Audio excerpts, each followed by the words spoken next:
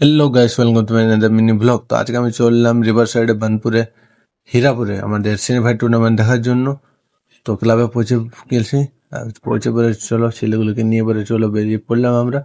তো main road দিক থেকে না যেয়ে পরে আমরা যাচ্ছি আমাদের রাধানগর হাটের রাস্তা হয়ে, কারণ মেন রোডে পরে রাস্তা খারাপ। তো চলো বেরিয়ে পড়েছি তিনজনে, আর বাকি দুজন রয়েছে, ওরা বাইকে আসবে অন্য বাইকে। তো যেতে যেতে চলো যাওয়ার পথে তেলে ভরে নিলাম স্কুটিতে, আর ভরার সঙ্গে সঙ্গে আমরা আবার বেরিয়ে পড়লাম। তো মিনিমাম আমাদের ওখান থেকে রাস্তাটা হচ্ছে মিনিমাম আধেক ঘন্টার। তো দেখতে দেখতে কিছুক্ষণের মধ্যে আমরা মিনিমাম পৌঁছে গেলাম। আর পৌঁছানোর সঙ্গে সঙ্গে দেখতে পাচ্ছি অনেকটা মাঠটা ফাঁকা রয়েছে, কিন্তু জায়গাগুলো কিন্তু আগলে রেখেছে। আমরা আগলে নিলাম জায়গাটা ছাতা বসাতে নিয়ে। আর দেখতে পাচ্ছি কতটা রোদ, আর এখন আপাতত অনেকটা ফাঁকা রয়েছে, কিন্তু জায়গাগুলো অনেক বসার জন্য বুকিং, কিন্তু পাথর আর থলি অনেক জায়গায় রাখা রয়েছে। তোমাদেরকে দেখালাম জামাইদারা এখানে এসছে, সুরেশ রয়েছে, আমি রয়েছি, অনেক কেউ এসছে পরে করে।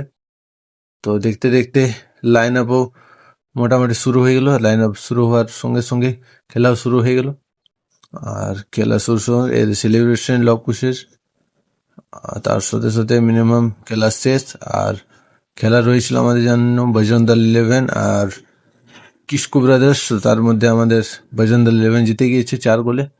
তো চলো আমরা বেরিয়ে পড়লাম খেলা দেখার সঙ্গে সঙ্গে। আর চলো